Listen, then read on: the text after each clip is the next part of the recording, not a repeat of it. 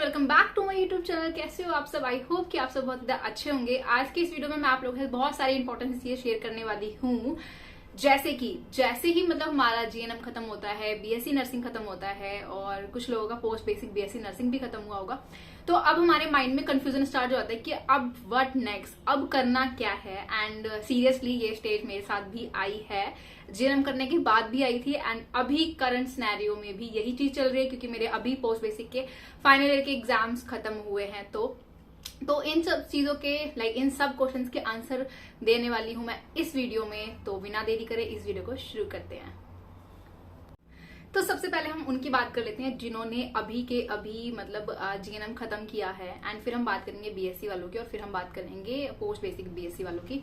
तो सबसे पहले जिन्होंने जीएनएम खत्म किया है, मुझे ऐसा लगता है कि उन लोगों को मतलब अपना पोस्ट बेसिक बीएससी नर्सिंग कर लेना चाहिए, मतलब एक ग्रेजुएशन लेवल तो ले लेना चाहिए। एंड बाकी ये अपनी खुद की चॉइस होती है।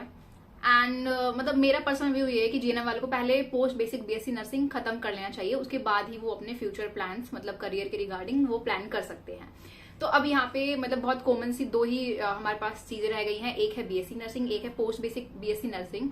तो जनरली क्या होता है कि सेम ही है, मतलब बस ये होता है कि आपने यहाँ पे 5 साल दिए होते हैं, वहां पे 4 साल। बट इनके बाद आपने अगर बीएससी नर्सिंग कर लिया है और अगर आपने पोस्ट बेसिक बीएससी नर्सिंग कर लिया है, तो अब आप क्या कर सकते हो। तो देखो, आपके पास दो तरीके की चीजें होती हैं, मतलब दो स्ट्रीम्स होते हैं या फिर दो फील्ड होते हैं जहाँ पे आप वर्क कर सकते हो। तो जो पहली स्ट्रीम होती है ये होती है आपकी नॉन क्लिनिकल साइड, है ना। मतलब मैं पहले भी अपनी वीडियोज में कुछ वीडियोज में थोड़ी बहुत बातें कर चुकी हूँ, बट आज हम फिर डिटेल में थोड़ा सा जाएंगे क्योंकि मेरे पास आज मतलब थोड़ा ज्यादा ऑप्शंस हैं बात करने के। तो एक होता है नॉन क्लिनिकल साइड। तो नॉन क्लिनिकल साइड पे आप क्या करते हो, आप टीचिंग फील्ड में मतलब वर्क करते हो, ठीक है। यहाँ पे आप पेशेंट के साथ डील नहीं करते हो। तो इसके लिए आपको क्या करना है, अगर आपने मतलब पोस्ट बेसिक या बीएससी नर्सिंग कर लिया है, तो आप क्या करो, आप सबसे पहले 1 ईयर का एक्सपीरियंस लोगे। चाहे तो आप किसी भी कॉलेज से ले सकते हो या चाहे तो आप मतलब किसी हॉस्पिटल से ले सकते हो जहां पे मतलब मोर देन 50 बेडेड हॉस्पिटल होना चाहिए आपका। तो ये आपका वर्क एक्सपीरियंस आगे आपको बहुत ज्यादा काम आने वाला है, ठीक है। तो अगर आपको मतलब आपको पता है कि मुझे टीचिंग में ही जाना है, नॉन क्लिनिकल साइड जाना है, या फिर अगर आप क्लिनिकल साइड में वर्क नहीं करना चाहते हो, नहीं पसंद है आपको, तो आप क्या करो, आप एक्सपीरियंस ले लो मतलब किसी भी कॉलेज से या हॉस्पिटल से। एंड देन आप उसके बाद एमएससी नर्सिंग कर सकते हो, और एमएससी नर्सिंग करने के बाद आप एज अ असिस्टेंट प्रोफेसर और बाद में आप अपनी हायर क्वालिफिकेशन मतलब हायर एजुकेशन लेके आप एज अ प्रोफेसर वर्क कर सकते हो किसी भी गवर्नमेंट और प्राइवेट दोनों सेक्टर में, ठीक है। आप वर्क कर सकते हो एज अ नर्सिंग ट्यूटर। अब हम बात कर लेते हैं जो मेन बात है, मतलब जो मेन जो चीज है वो है क्लिनिकल साइड की। क्लिनिकल साइड में आप लोगों को ऑलरेडी पता ही है कि आप डील करते हो पेशेंट्स के साथ, ठीक है। और ये मतलब यहाँ पे आपको बहुत ज्यादा एक्टिव रहना पड़ता है, बहुत ज्यादा क्रिटिकल थिंकिंग का यूज करना पड़ता है, आपको पता ही होगा, है ना।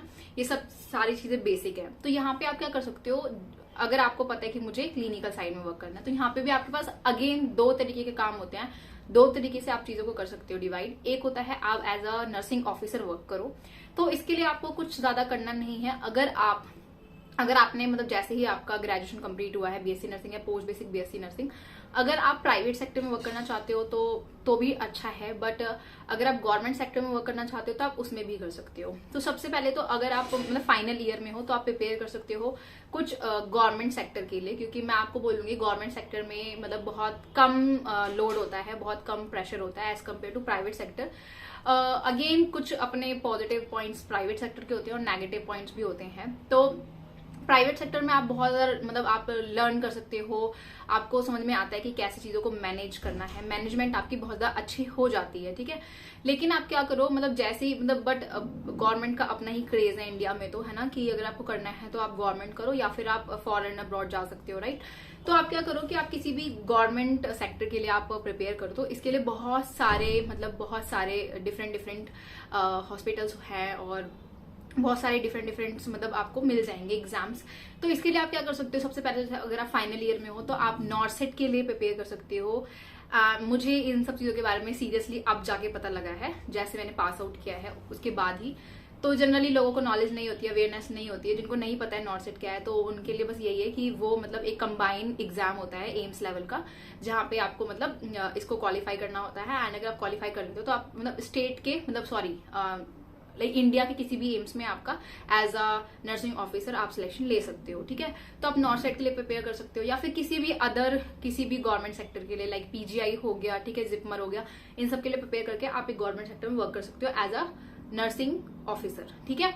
लेकिन अगर आपको प्राइवेट सेक्टर में वर्क करना है तो उसके लिए आपको कुछ नहीं करना है। उसके लिए जैसे ही कहीं का भी रिक्रूटमेंट ओपन होगा, आपको एप्लीकेशन अप्लाई करना है और फिर कहीं कहीं पे रिटर्न होता है, कहीं कहीं पे डायरेक्ट इंटरव्यू होता है। तो आप वो सब चीजें करके आप as a nursing officer work कर सकते हो। इसके अलावा भी मैंने बोला था 2 स्ट्रीम में हम इसको डिवाइड करने वाले हैं। तो एक तो ये हो गया, और दूसरा होता है एक और जो आप लोगों ने पढ़ा होगा मैनेजमेंट में, कि यहाँ पे आप क्या कर सकते हो, जैसे ही आपने बीएससी या फिर पोस्ट बेसिक बीएससी नर्सिंग किया है तो वैसे ही आप क्या कर सकते हो, एमएचए, एमपीएच या फिर आप एमबीए वगैरह कर सकते हो। अब ये उन लोगों के लिए ये फील्ड होती है जहाँ पे जिन लोगों को बहुत ज्यादा ना तो क्लिनिकल साइड में वर्क करना है, ना ही उनको टीचिंग साइड पे वर्क करना है, बट उनको हॉस्पिटल में एक होता है ना, हॉस्पिटल के सिनेरियो में रहना पसंद है, उस सिचुएशन में रहना पसंद है, थोड़ा ऑफिशियल वर्क करना पसंद है। तो उन लोगों के लिए प्रोफेशनल वर्क ये भी है कि अगर वो एमएचए या फिर एमबीए वगैरह करते हैं तो उसमें वो क्या करते हैं, डील करते हैं फाइनेंशियल मैनेजमेंट के साथ, पर्सनल मैनेजमेंट के साथ, या फाइनेंशियल जो भी बजटिंग वगैरह, या फिर कैसे हमें रिक्रूटमेंट करना होता है, वो सारी चीजें हॉस्पिटल के अंदर। और इस फील्ड में ये इसमें इनका जो वर्क होता है वो ऑलमोस्ट टोटल एक जैसा ही होता है, सिमिलर काइंड ऑफ होता है ये, एंड ये 2 years की डिग्री होती है। तो अगर आपको इंटरेस्ट नहीं है तो आप ये चीज भी कर सकते हो, अगर आपको ऑफिशियल या प्रोफेशनल वर्क पसंद है बट आपको डील नहीं करना है बाकी सब चीजों के साथ, तो आप एमएचए, एमपीएच या फिर एमबीए वगैरह कर सकते हो। तो ये मैंने आपको एक बेसिक इन्फॉर्मेशन दी है कि आप इन चीजों में एडमिशन लेके आप ये चीजें कर सकते हो। और अगर आपको ये सब नहीं करना है और अगर आपको क्लिनिकल में इंटरेस्ट है तो आप अब्रॉड का ऑप्शन तो आपके पास हमेशा ही है। और प्राइवेट या गवर्नमेंट सेक्टर में से मैं आपको यही बोलूंगी, अगर आपको चूज करना है तो आप गवर्नमेंट सेक्टर को करें, पर्सनल उसको प्रेफरेंस थोड़ा ज्यादा दे सकते हो आप, अदरवाइज आपके पास बहुत सारे ऑप्शन है। तो आई होप कि ये वीडियो आप लोगों के लिए हेल्पफुल रहा होगा, एंड बाकी और भी कुछ वीडियोस मैं बहुत जल्दी आप लोगों से शेयर करने वाली हूँ। सो कनेक्टेड रहिए मेरे साथ, एंड अगर आपको पसंद आया हो तो मेरी वीडियो को लाइक करना, शेयर करना एंड कमेंट करना। So bye bye, take care and मिलते हैं नेक्स्ट वीडियो में।